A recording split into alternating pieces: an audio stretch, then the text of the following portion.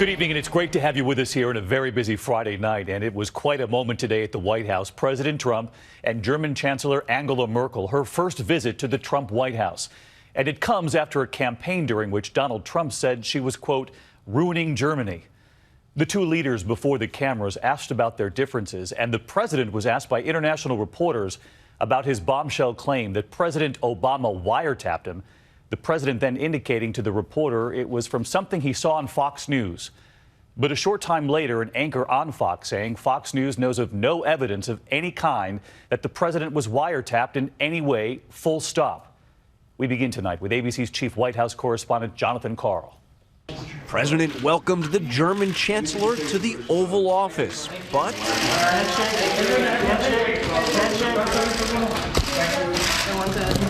he did without the usual handshake. Okay.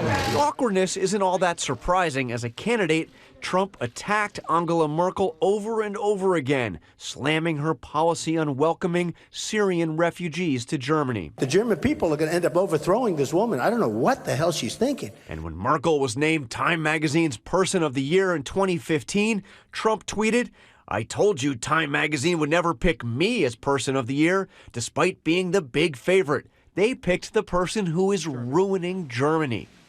Today, a step towards better relations. Chancellor Merkel, it is a great honor to welcome you to the People's House, the White House. It's much better to talk to one another, she said, and not about one another. When it came time for questions, the toughest came from two German reporters who asked about the president's no evidence claim that President Obama tapped his phones. Trump dodged the first, Mr. President, and then alluded to the revelations a few years ago from WikiLeaks that U.S. intelligence had in fact monitored Merkel's cell phone. As far as wiretapping, I guess, by this past administration, at least we have something in common, perhaps.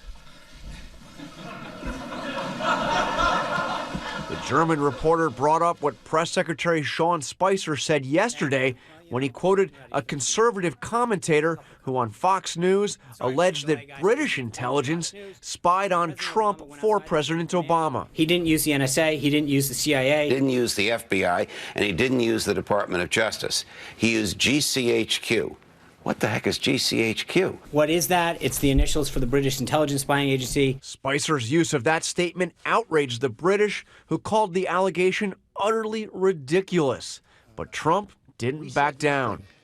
All we did was quote a certain very talented legal mind who was the one responsible for saying that on television. I didn't make an opinion on it.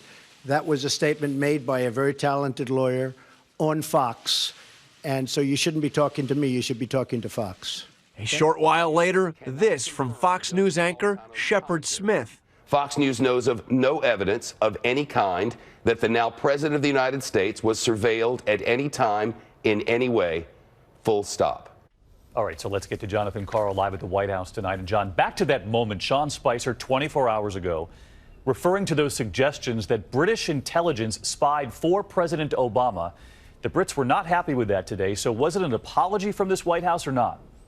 Well, David, we know that two White House officials, including Sean Spicer, reached out to the British ambassador and assured him that Sean was simply reading press accounts. He wasn't endorsing the account, saying that this was done by British intelligence.